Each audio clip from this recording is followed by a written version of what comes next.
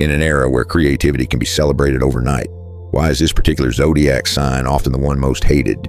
We're living in a world where intelligence and uniqueness can be glorified with a single click. A 30-second TikTok can turn someone from complete unknown into a cultural icon, a new idea, a creative solution, or an out-of-the-box way of thinking. If timed right, if it goes viral, can bring in millions of views. And yet, while today's creatives are stepping into their golden age, Aquarius, the sign known for its innovation, revolution, and future-forward intellect, is often the one left on the sidelines. Why? Perhaps it's because Aquarian creativity isn't immediately digestible. They don't create things that are easily viral. Instead, they think like liberators, system redesigners. They don't produce content for easy consumption. They question the very foundation of the game itself. And that makes them hard to love in a world that worships speed and accessibility. In astrology, Aquarius is described as a fixed air sign, a paradox in itself. They think flexibly, yet once they believe in something, their conviction is immovable. They can listen to everyone, but never compromise on what they know is wrong. This is what gives them their independence and uniqueness, and it's also what isolates them. Aquarius doesn't live to please others. They live to be true to themselves, but in a society run by algorithms and herd psychology, that's almost considered a sin. In the family, they might be labeled stubborn. At work, they're seen as hard to integrate. On social media, they might get unfollowed simply for speaking a truth that's inconvenient. Not because they're wrong, but because they're not easily understood. And in a world where everything must be explained within the first 10 seconds, what Aquarius brings is often overlooked. They're not on the wrong path, they're just walking a road that others don't yet have the map to follow. Let's unpack this paradox one part at a time. Not to defend Aquarius, but to understand that sometimes isolation isn't failure, it's the cost of keeping your consciousness uncolonized. Aquarius, a stranger in their own home. You've always been the odd one out. That sentence Aquarius is heard over and over again, yet never truly understood why it left them feeling so alone. In astrology, the sun represents the will to live, while the family, especially the childhood environment, is symbolized by the fourth house and the moon. When someone has their sun in Aquarius, or several key placements like the moon rising sign or Venus in this sign, their life force operates under the principle of freedom, intellect, future orientation. This can deeply clash with traditional family models where emotions and roles are prioritized over critical thinking. Aquarius is an air sign, not particularly adept at processing emotions, yet they are incredibly sensitive when it comes to detecting the underlying structure of any system they're in. As children, they may not have had the vocabulary to articulate it, but they could feel what wasn't being said, the fakeness behind compliments, the control hidden under the label, sacrifice for your sake, or the invisible rules everyone followed without ever asking why. And when Aquarius dares to ask, why do we have to do it that way? The most common response from adults is, don't talk back. From that moment on, the Aquarian child learns a core truth. Logic has no place at home. Even though Aquarius may be a well-behaved child, independent, high-achieving, low-maintenance, their emotional bond with family members is often loose, even cold, not because they lack love, but because they don't express it in the way their parents expect. They don't enjoy hugs, they don't say sweet things, they don't cry when scolded, they don't plead when punished. And so they're labeled distant, cold, difficult, strange. The deepest wound isn't the punishment itself, it's the repeated misinterpretation of who they are at their core. As they grow older, the gap between Aquarius and their family often widens. While other members bond over shared meals or warm conversations, Aquarius tends to feel alienated in those very spaces. The usual topics, who's getting married, how much someone makes, whether they bought a house, aren't enough to keep them engaged. Their mind is elsewhere, thinking about humanity's future or an entirely different model of living that has nothing to do with any of that. They may sit at the same table, but they're not on the same frequency. Astrology calls this an energetic mismatch, when a soul carrying Aquarian voltage incarnates into a system not yet designed to receive it. The individual isn't wrong, the family isn't wrong, it's just that compatibility hasn't had the chance to happen. And if no one is present enough to truly listen, tolerant enough to accept, then Aquarius will resort to their most familiar response: detach. Live separately, stay free, and never look back. Because isolation might hurt, but contorting themselves just to fit into the family mold, that would suffocate them to the point where they can no longer live authentically. In love, Aquarius isn't cold. They've just learned not to depend. You can't hold the wind in your hands. and you can't own an Aquarius with emotions. If you've ever loved an Aquarius or been loved by one, chances are you felt confused at some point. On one hand, they listen to you intently. They remember every detail you once shared. They inspire you, make you feel like you matter in ways no one else ever has. And then one day, with no warning, they go quiet. Not angry, not bored, just withdrawn. And this is one of the most misunderstood things about Aquarius and love, their sudden disappearance. Astrology shows that when it comes to love, it's not just about your sun sign, your moon, which reflects your emotional needs, and your Venus, which shows how you love and want to be loved, matter just as much. For many Aquarians, these placements are also in air or earth signs, which means they process emotions intellectually or through behavioral structure, not through dramatic displays. Love for Aquarius isn't a fiery meltdown or romantic chaos. It's a meeting of minds and a mutual respect for personal freedom. They dislike control. They don't need you to text back immediately.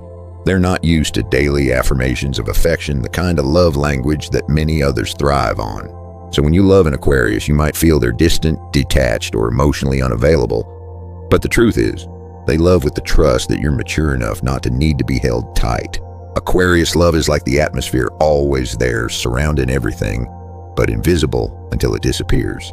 They don't wear emotions on their sleeve, not because they lack them, but because deep down they carry a fear of dependence. Maybe once upon a time they gave their whole heart and paid for it with pain. So now they build emotional armor out of intellect silence and radical independence. But that independence doesn't mean they don't need anyone. They do. They just need a kind of love that doesn't impose, doesn't demand, doesn't turn them into someone else's emotional property. To Aquarius, to love is to be oneself and to let the other person be themselves too. No possession, no control, no melting into one until all identity is lost. However, in a world that still glorifies traditional attachment closeness, belonging being claimed, Aquarius easily gets labeled as not serious, emotionally numb, or worse, incapable of love. A mature Aquarius won't try to explain away those misunderstandings. They'll love in the way they believe is true, and those who are patient and deep enough to understand will discover a vast emotional universe just encoded in a different language.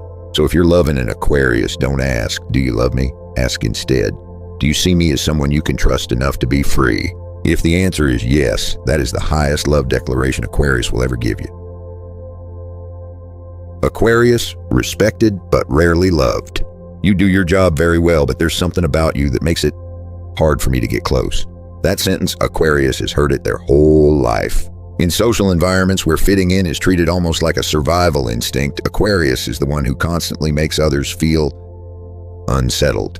They might be the most creative person in the group, the one who proposes breakthrough solutions, the one who detangles chaos with completely new thinking. But once the meeting ends, they skip the after party. They don't chit-chat. They don't join the office drama. They go home alone. And that very detachment often earns them labels like difficult to approach, arrogant, lacking team spirit. Astrology names Aquarius the sign of community and humanity, but that doesn't mean they blend in like a best friend to everyone. No. They care about how systems operate in society, not about being the friendly member of any specific group. They love humanity in the big picture sense, but often dislike the personal level assimilation that comes with it. Put differently, they love humankind, but struggle to connect with humans. In the birth chart, Aquarius is ruled by both Uranus, the symbol of innovation, rebellion, and independence, and Saturn, the symbol of rules, limits, and tradition. This dual influence creates a paradox. Aquarius wants to change the world, but has trouble opening up to the very people they're trying to serve. And the result? They are often respected, but not liked. People acknowledge their talent, but don't understand their person. They listen to their presentations, but don't invite them out for coffee. They choose them as team leader, then whisper, "They're kind of cold, aren't they?" But the truth is, Aquarius isn't cold. They just don't see the need to use emotions to win favor. While others might know how to say the right thing to make people feel comfortable, Aquarius says what's right, whether it makes others comfortable or not. That's why people often feel threatened by them, not because Aquarius attacks anyone, but because their sharpness and independence force people to confront their own limitations. Some admire them, some feel irritated, some quietly try to learn from them, some look for ways to exclude them, but very few truly understand. Aquarius doesn't want to be above anyone. They're just living truthfully at the frequency of mind they were born with.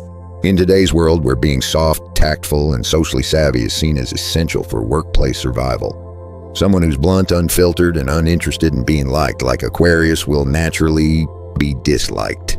and they accept that, because more than anyone else, Aquarius knows. Being liked doesn't necessarily help you make an impact, but being respected, that can change an entire system. Aquarius, a future consciousness trapped in the present. Aquarius isn't isolated because they're wrong. They're isolated because they exist in another time. In evolutionary astrology, there's a core concept. Each zodiac sign carries a soul lesson that humanity is meant to learn but hasn't yet been ready for. And when that soul shows up too soon, it becomes a signal sent out of time.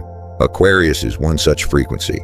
Aquarius isn't simply the sign of unconventional thinking. They are transmitters of new consciousness, those who are directly linked to a metaphysical layer of information where ideas about freedom, reform, and human evolution are waiting to be downloaded onto Earth. When you meet a truly awakened Aquarius, you'll feel as if they belong to a civilization that doesn't yet exist. They speak things that today's society doesn't even have vocabulary for. They ask questions that education systems aren't yet built to answer. They feel misplaced, not because they've strayed off the path, but because they've seen a different path, one that hasn't been paved. And because of that, they are rejected, not because they are wrong, but because they are too new. Just as Galileo was condemned for saying the Earth revolves around the sun, those who carry the Aquarian frequency often face judgment, isolation, and misunderstanding, not because they lack logic, but because they challenge structures that society has rationalized into permanence in order to avoid change. They are the first to say, this system has a problem, but also the first to be labeled troublemaker, rebellious, disruptive. In the birth chart, Aquarian energy often comes with a major soul assignment to lead collective consciousness into transition, but with the pioneer's role comes a price: loneliness, self-doubt, and many moments when they just want to disappear from this world. Why? Because when you live on a higher frequency but no one is on the same wavelength, you will always feel alone, even in a crowd. As Rick Levine once said, Aquarius is the radio antenna picking up frequencies the rest of the world hasn't tuned into yet. This explains why Aquarius is often hated, misunderstood, or excluded from the collective orbit. They are not rebels by nature. They're simply people who can't pretend they haven't seen what they've seen. And what they've seen is a different world, more just, more free, more evolved. But to hold on to that vision while still living in a reality that's rigid, outdated, and often toxic, Aquarius must learn how to endure time, because their soul is not in the wrong place. They just arrived earlier than everyone else. Aquarius, just don't erase them from the picture.